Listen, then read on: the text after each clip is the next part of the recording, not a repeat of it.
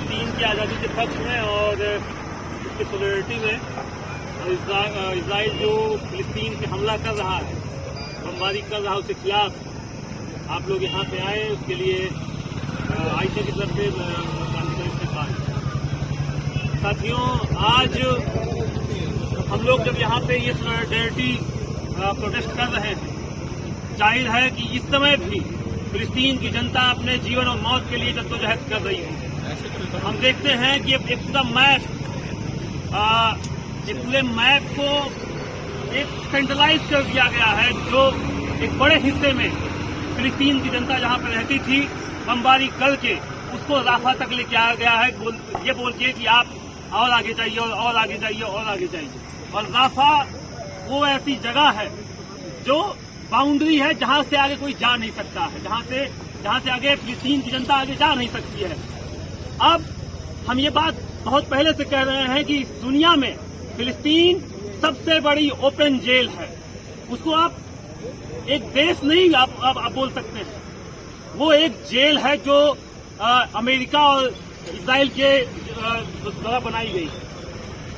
आप नेचर देखिए अमेरिका इस देश पूरी दुनिया भर में जो एक फिनोमिना लेके आती है कि अगर आप मुसलमान हैं तो आप जो है अपने देश के लिए खड़े नहीं होंगे, अगर आप मुसलमान हैं तो आपको जो है डिवाइड किया जाएगा, आपको बाकी धर्मों के साथ जो है आपको नफरत, आपके खिलाफ नफरत करना सिखाया जाएगा। ये हमने अमेरिका से पाया। भारत में एक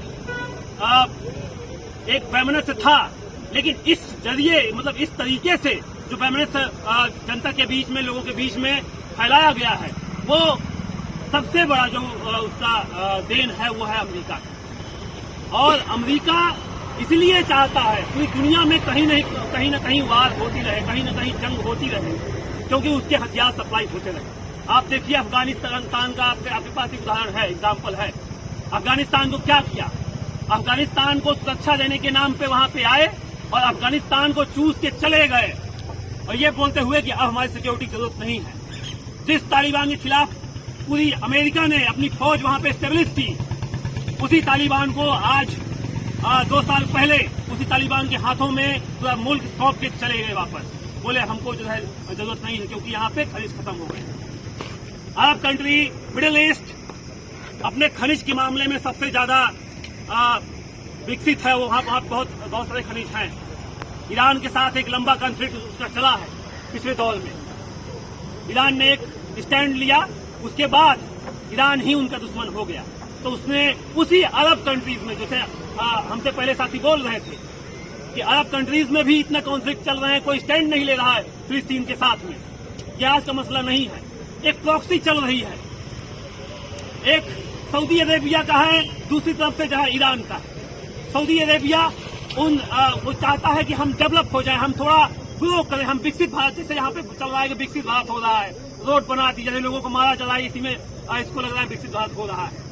वैसे ही सऊदी अरेबिया जैसे कंट्रीज वो खुद को विकसित बताने के चक्कर में अपनी ह्यूमैनिटीज खोते जा रहे हैं। ह्यूमैनिटी खिलाफ, उसके पक्ष में खड़े होना जो है वो गवारा हो रहा है। हम देख रहे हैं कि इतने 1950 से लेकर आज तक, और मुझे लगता है कि इसके पहले 18 के आसपास में 30,000 के आसपास हत्याएं हुई थी फिलिस्तीनियों की।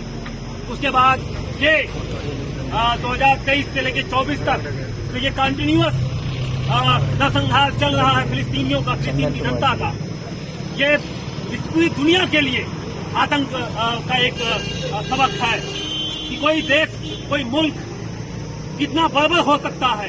ये अगर हम इतिहास में देखेंगे तो अंग्रेज हमारे सामने एक उदाहरण है।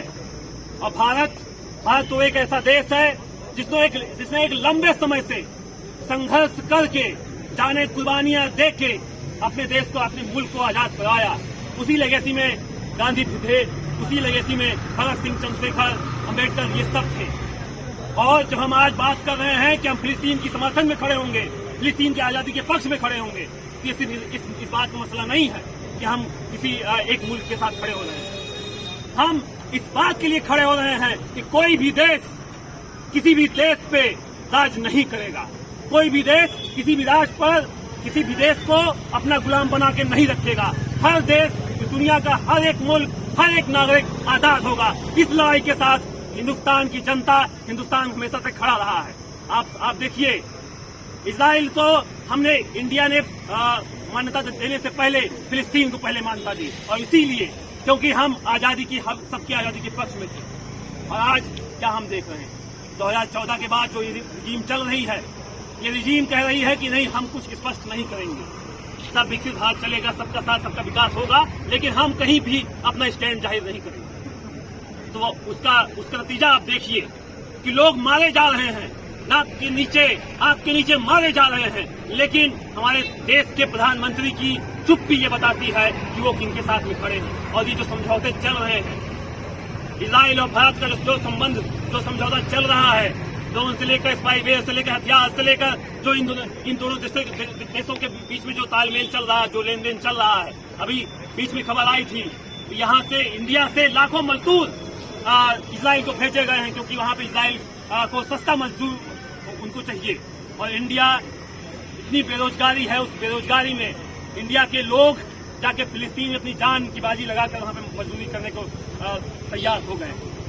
तो ये बात हम स्पष्ट करना चाहते हैं, इस देश के हुक्मरान चाहे अपना पक्ष स्पष्ट करें या न करें, इस देश के वो चंद लोग जो समझते हैं इस देश का इतिहास, इस देश की आजादी का इतिहास क्या रहा है, जो समझते हैं इस देश के आजादी में हमारे लोगों ने कुर्बानियां दी हैं, वो इस देश के लोग, वो समझदार लोग, जेएनयू जैसे संस्थान फिलिस्तीन की आजादी के पक्ष में अपना स्टैंड हर समय लेते रहेंगे। और उन बच्चों के जो कटे हुए धड़ मिले हैं, उनके हर एक कतरे का जवाब आने वाले समय में लिया जाएगा।